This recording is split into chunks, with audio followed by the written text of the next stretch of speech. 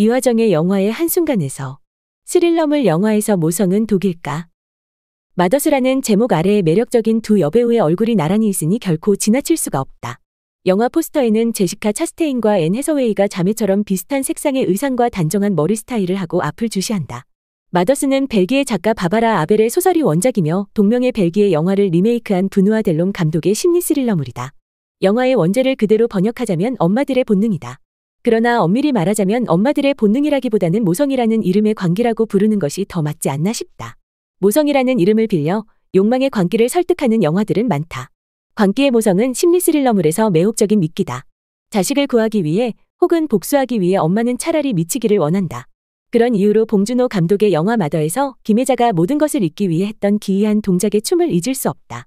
포기할 수 없는 욕망을 위해 자신에게도 설득하기 힘든 일을 저질렀을 때 엄마는 차라리 망각하기를 택한다. 마더스는 이런 광기 어린 모성을 다른 각도에서 연출한 흥미로운 심리 스릴러다.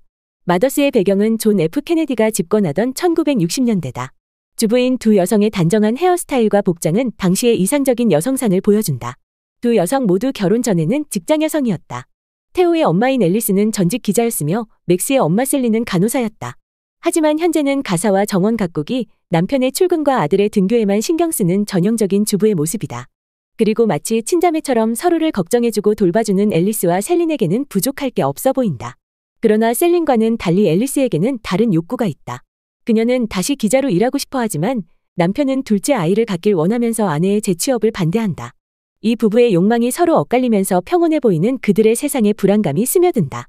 셀린은 그런 앨리스를 위로하면서 테오는 자신이 돌봐줘도 되니까 하고 싶은 일을 하라고 격려하지만 앨리스의 재취업 욕구는 엄마 역할과 바꿀 만큼 강해 보이지 않는다. 마더스에서 이 두 여성이 가진 가장 강한 욕망은 아이를 향해 있다. 그렇기 때문에 셀린의 아들인 맥스가 사망하는 사건은 둘의 관계를 완전히 바꾸어 놓는다. 중산층의 경제력과 교양을 갖춘 부부 그리고 사랑스러운 아들을 가진 비슷한 환경 덕분에 그 누구보다도 다정하고 살가웠던 두 가정의 균형은 완전히 무너지고 만다. 맥스가 위험에 처해 있을 때 먼저 발견한 사람이 우연하게도 앨리스였다는 사실 또한 둘의 관계를 틀어지게 만드는 구실이 됐다. 사고사였지만 그 이후로 앨리스와 셀린의 감정은 이상한 방향으로 발전한다. 셀린이 자신의 아이를 잘 돌보지 않았다는 죄책감에 시달린다고 생각한 앨리스는 셀린을 돕기 위해 그동안 자신이 숨겨왔던 개인사를 노출한다.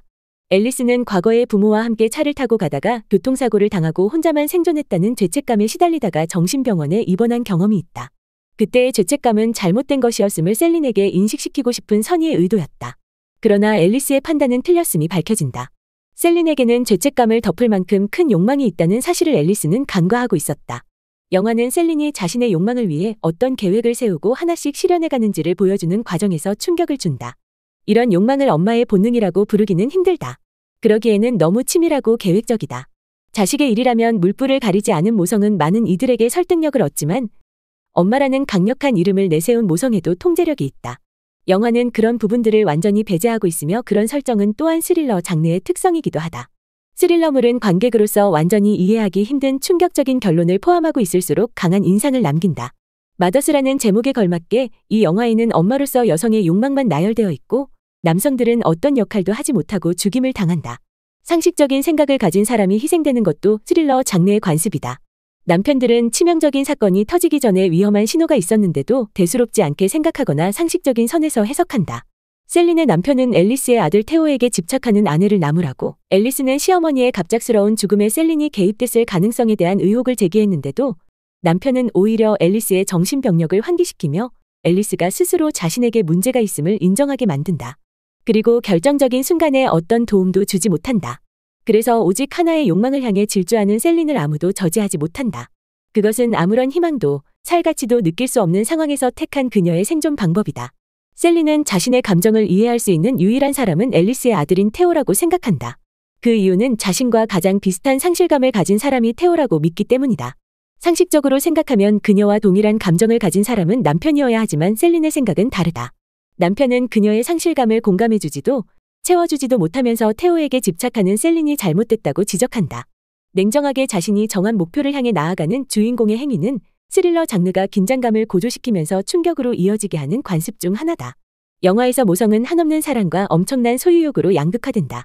그리고 이런 형태의 스릴러물들은 모성이라는 이름을 내세운 독성을 확인시킨다. 셀린이 다시는 아이를 가질 수 없는 몸이라는 전제 또한 정당한 설득력을 얻기에는 부족하다.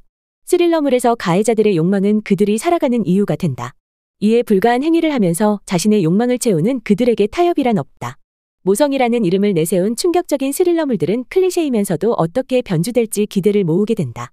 그것은 스릴러물이 갖는 매력이지만 모성이라는 강한 환상에 대해 갖는 기대이기도 하다. 더 칼럼니스트